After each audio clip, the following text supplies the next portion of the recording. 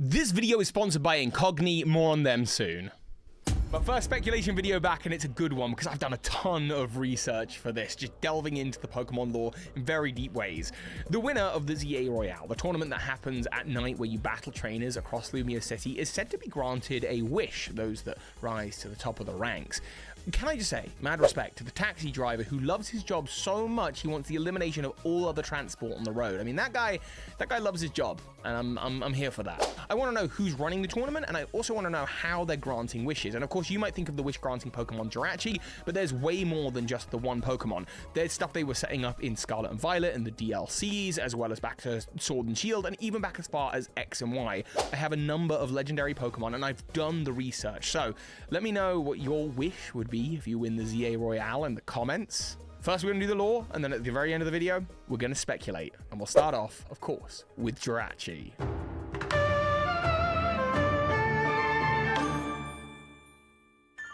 Jirachi is the wish-making Pokemon, and according to both the anime and its Pokédex entries, it's able to grant wishes every 1,000 years or so. It clearly landed in a meteorite, being Psychic Steel type. The steel comes from the minerals that come from space, but additionally, even while it's on Earth, passing meteorite showers seem to give it the power to grant wishes. It's connected the 1,000-year cycle of meteorites falling to the Pokemon world.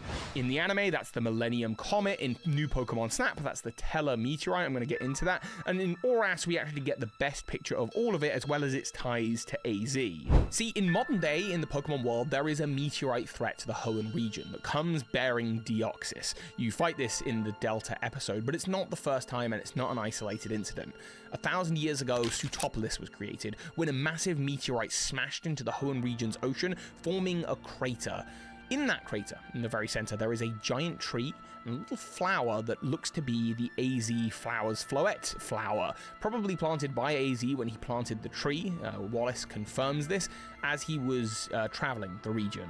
AZ was in the region most likely to warn a group of people, Draconids, to become lore keepers, because he had figured out that this was happening every 1,000 years. As 1,000 years prior, the Draconids' home was destroyed as a result of a meteor shower. This created meteor falls. And what's important to note is that with each of these meteor showers around the same time, in modern day, 1,000 years ago, 2,000 years ago, Groudon and Kyogre wake up. And when they do, havoc is brought upon the Hoenn region. It requires heroes and lore keepers like you and I to stop them. And of course, like Zinnia, who in the Delta episode wishes to Rayquaza. The language is very specific, and the episode of, I believe it's Generations this is in, is specifically called The Wish. Sky Pillar is built as an altar to the Sky God Rayquaza, and there you can grant a wish. Granting a wish during a time that every 1,000 years, a meteorite shower is passing. Are they wishing to Rayquaza, or are they wishing to Jirachi for Rayquaza? It's hard to know. Of course, if it's happening in modern day, 1,000 years ago and 2,000 years ago, then the chances are this meteorite shower was passing 3,000 years ago when the ultimate weapon was fired. In fact, it might be the life force of Pokemon that came from Xerneas and Yveltal that was channeled into that beam that irradiated the passing meteorites, even making sense now for Deoxys Pokédex entry that suggests that it was a space virus mutated by a beam of light or a laser that hit the comet. That's a fun theory and ties Deoxys and Jirachi together, and I really like that. And it may well be the case that 3,000 years ago, a meteorite around that time did land upon the region. That's going to make more sense a little later in this video. So AZ is just on the periphery of this story that has to do with Jirachi. Does he know about it? Was he telling the Draconids that they need to wish while these meteorites are passing because he knows about Jirachi? Maybe even he has one, or he has the comet that Jirachi keeps itself asleep in. Maybe that's what's at the top of the Lumiose Tower. Now, there's more lore on Jirachi and wish-making Pokemon in a moment, but first, do you trust Team Rocket? I don't. I gave my information to one of their grunts on Nugget Bridge, and I'm pretty sure my data's been collected and sold to data brokers. That's where today's sponsor comes in, Incogni. It's frustrating and scary, but our data is out there and is constantly being collected by various lists to sell to data brokers. Your information is why you're getting so many scam calls and dodgy emails. Incogni scans the internet and sends data takedown requests. Whenever your information is detected, it's going to help reduce those unwanted emails and texts you're getting, you know the ones. What's more is it helps protect protect you in the event of a data security breach with any of these lists and any of these collectors. And getting started is super easy. You just sign up to Incogni and give them authorization to act on your behalf, and you can sit back and chill out while Team Rocket are sent blasting off again. Oh, and they don't just act once either. They're constantly rescanning the internet to make sure your information is protected. And in fact, they've got a brand new feature. This is the custom data remover. And just do me a favor, will you? Later on today, Google your own name. You'd be shocked at how many websites are listing the city where you live, your full name and date of birth, and perhaps even your full address. With this, you leave it up to Incogni's privacy data experts. They will handle it. Oh, and did I mention, it's risk-free. There's a 30-day full money-back guarantee if you're not enjoying the service. And if you use code BIRDKEEPER or the link at the top of the description to go to incogni.com/birdkeeper, you get 60% off an annual plan. Absolutely huge. Use that link at the top of the description or code BIRDKEEPER on checkout. And now we get back to some Pokemon lore. Specifically, the lore of how Jirachi is directly connected to the Kalos legends in new Pokemon Snap. A game in which, exactly 2,000 years ago, a meteorite called the Teller meteorite was going to bring destruction to the Lentil region where the game is set, and then it seemed to awaken a power within the Illumina Pokemon. Pokemon that are, as of the modern day in that game, 2,000 years old. Immortal Pokemon irradiated by some kind of energy, and that energy, as we find out by the end of the game, is the energy of Xerneas, the final boss of the game. But that ties to Jirachi as well, because on the final stage in the center of the room, there seems to be maybe the remnants of the meteorite. It's a very artificial, odd-looking structure surrounded by ancient Pokemon like Golurk and alien Pokemon like Behem and LGM. And if you return to that stage after beating the game, the crystal comet that sits in front of it has turned into a Jirachi. You might find a way to combine the canons of new Pokemon Snap and the main series, or just treat them as separate, but either way, the storytelling is clear and consistent. Jirachi's crash landing on the planet, the 1,000-year meteorite cycle, being able to grant wishes, and the power of Xerneas and Yveltal are somehow tied to Jirachi, which ties Jirachi directly into the world of X and Y, and of course, the world of Legends ZA. So maybe that's what's going on with AZ, and if it isn't AZ running it, it could well be Quasartico. See, in Quasartico, there is a member of the organization called Vinny, who looks a lot, now you look at him quite closely, like he's styling Mega Rayquaza. He wears a lot of the same clothes and has the same kind of like general fit. And then of course there's the name Quasartico and Rayquaza. They get the name from Quasar, which ties to stars and wishing stars, and Jirachi again. So it seems to be the case that someone somewhere may well have a Jirachi meteorite or a Jirachi directly through which they're using to grant some wishes. But Jirachi is not the only option, because in Scarlet and Violet, they were setting up Terapagos and Pecharunt as wish-granting Pokemon. These Pokemon also have ties to AZ, believe it or not. Let's start with Pecharunt, who is actually able to grant the wishes of the Loyal Three, who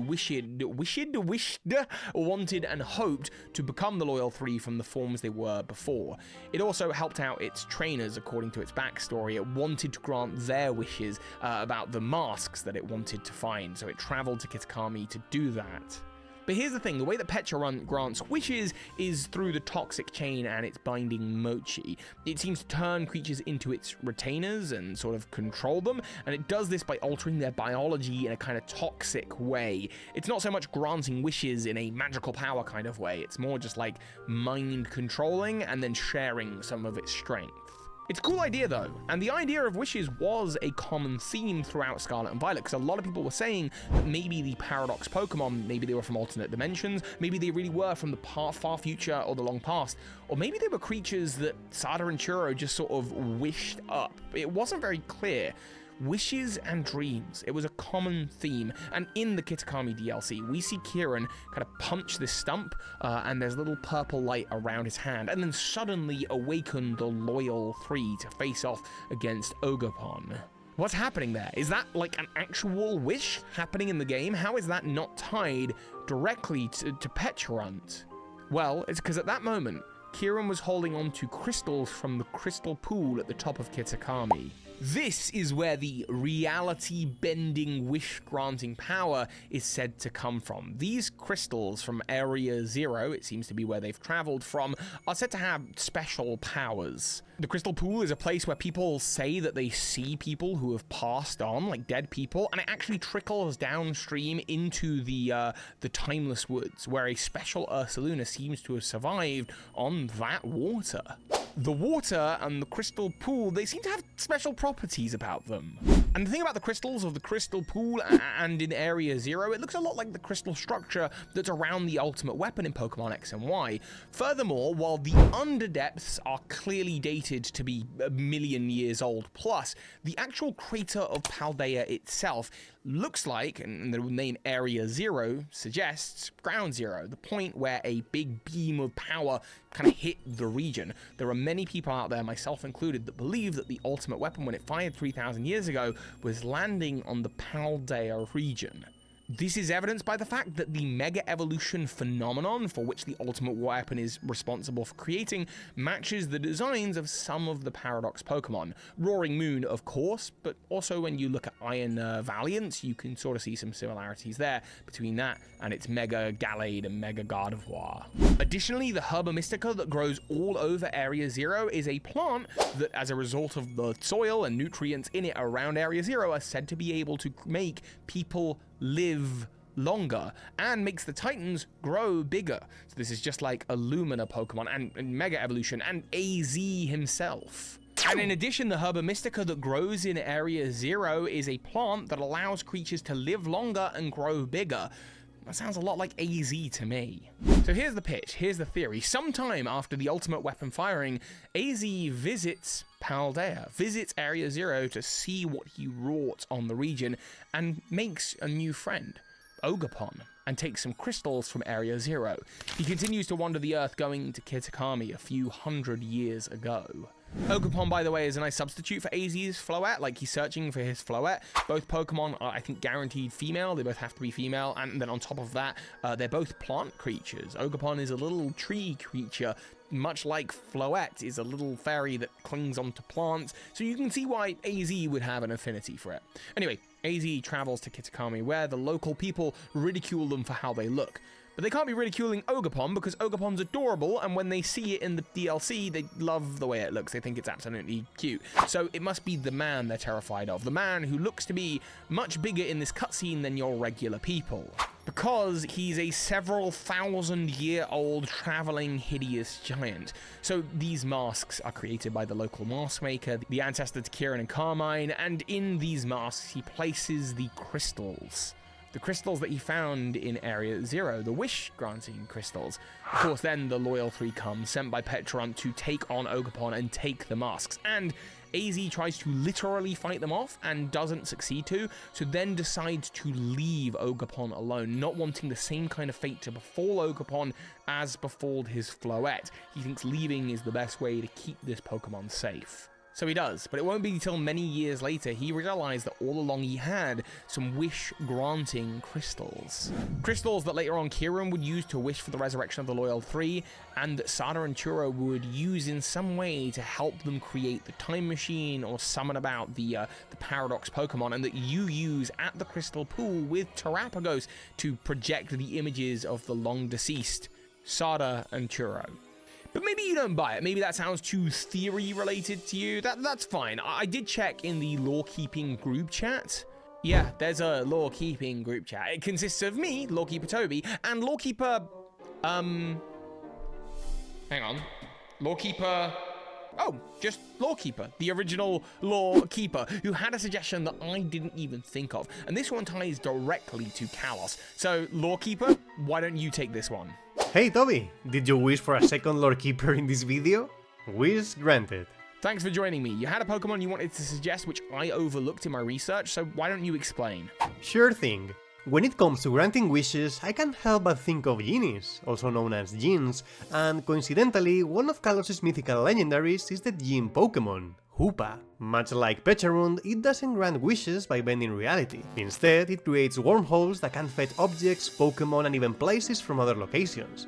But its Unbound form goes even further, being able to do it even from other dimensions. But here's the essential detail. For this to happen, it needs to be commanded by a trainer who possesses the prison bottle, which grants it the unbound form for just 3 days. This is pretty interesting, but why does all this make Hoopa a strong candidate for being the source of the wish in Legends CA? Well, firstly because it's the only one in this video directly connected to Kalos, being a mythical Pokémon of the region. And secondly because it's the only one that needs a trainer to grant those wishes. A trainer that may be the one offering that wish in Pokémon Legends CA.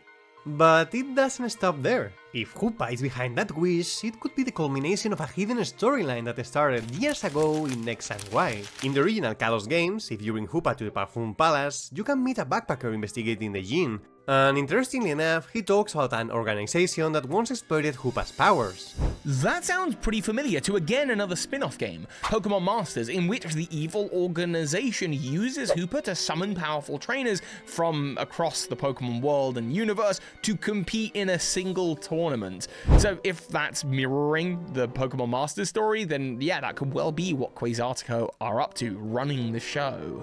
However, it doesn't have to be Quasartico running the ZA Royale. It could be AC, and if it is, we go full circle, because we know that the Parfum Palace was built 300 years ago by a king whose portrait hangs in it. And during the postgame, the player notes that he resembles AC. Coincidentally, this portrait is found in the same room where the backpacker awaits, and it's also the same room where a butler mentions a forbidden tome containing the knowledge to bring Pokémon back to life. Exactly what AC did with his Floette and the ultimate weapon. So if we connect all the lore from this one room, perhaps AC wished to know how to revive Pokémon, and the Djinn brought him the book explaining it, and now that same Hoopa awaits the winner of the ZA Royale. What do you think, Toby? Well, Hoopa certainly seems like a strong candidate. Terapagos, an interesting one, and feels like the most recent one they're setting up. And of course, the wish-making Jirachi, that's a good one. But there is actually another strong candidate. But before that, I just want to do some honorable mentions. Oh, and use this moment for the secret call out. If you are here at this point in the video, you are, I don't know how many minutes into a video about speculating about like the wishes in the world of Pokemon. So you're clearly a lore keeper like me and lore keeper. So if you like what we're doing, please do subscribe to both of our channel. He has around 6,000 subscribers right now. We can get him there, absolutely. And of course, I am looking to get all the way up to 300,000 subscribers very, very soon. So I do appreciate your support. If you're not subscribed, subscribe for more Pokemon lore. And with that, honorable mention, and then we're going to get onto the final big good candidate. So honorable mention, Ho-Oh and the Unknown. The Unknown are able to warp reality using crystal-like structures. It was a big discussion point when Scarlet and Violet were coming out, and we were talking a lot about Terapagos, but I don't really see how the Unknown and Ho-Oh tie into AZ.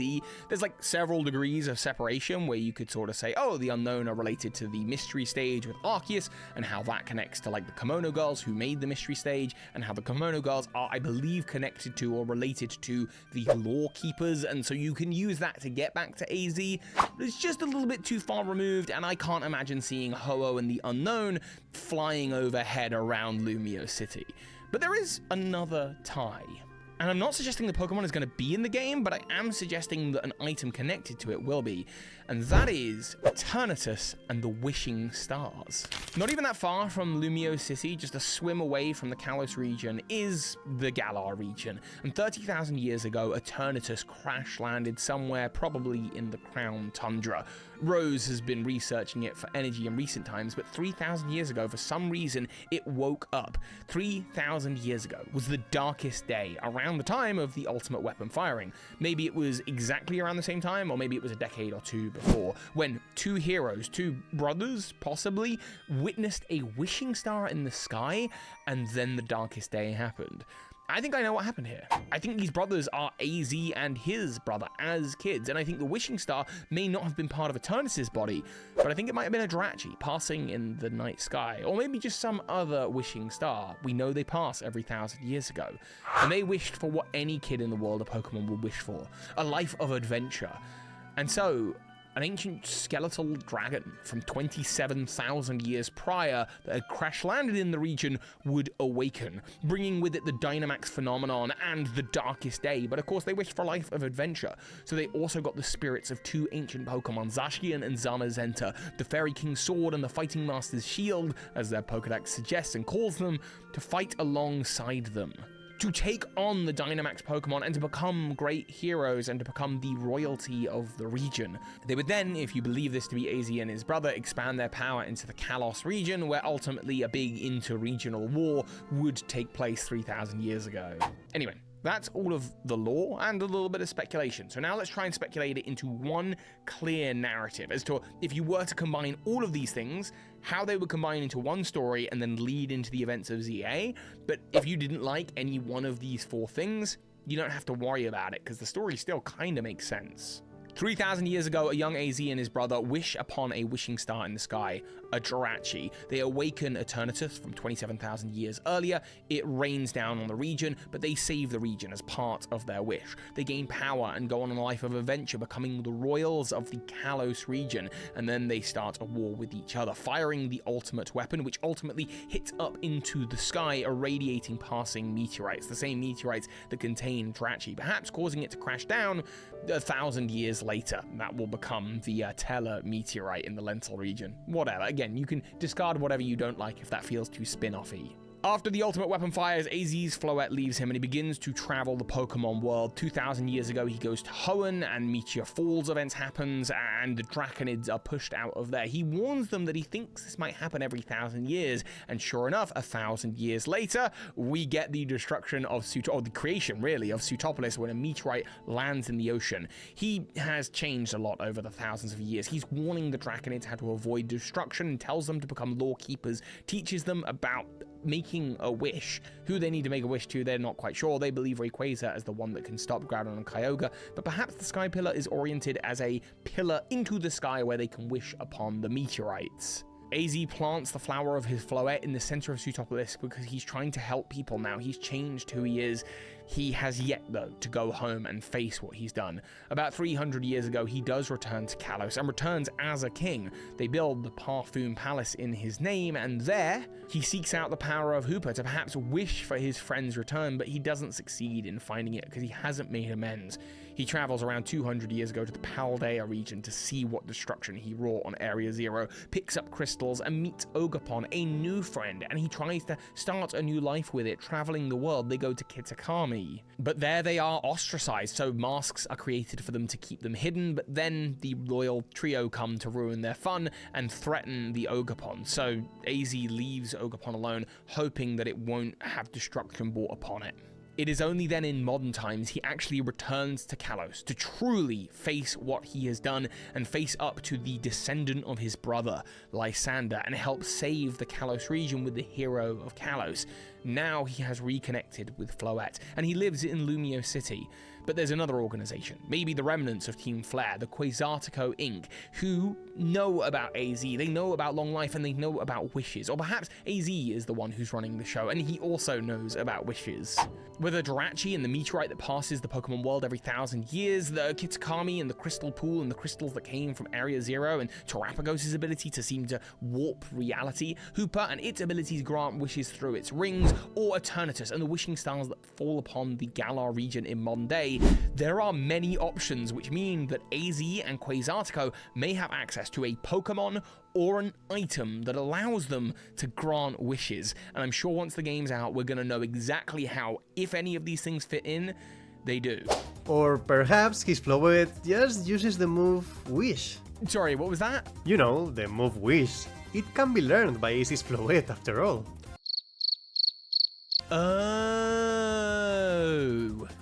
Oh, and thank you again to Incogni for sponsoring this video. Link at the top of the description, or use code BIRDKEEPER on checkout for 60% off an annual plan. Let's kick Team Rocket's butt. Don't forget to go and check out another fellow lore keeper, and thank you everyone on Patreon for supporting this lore keeper.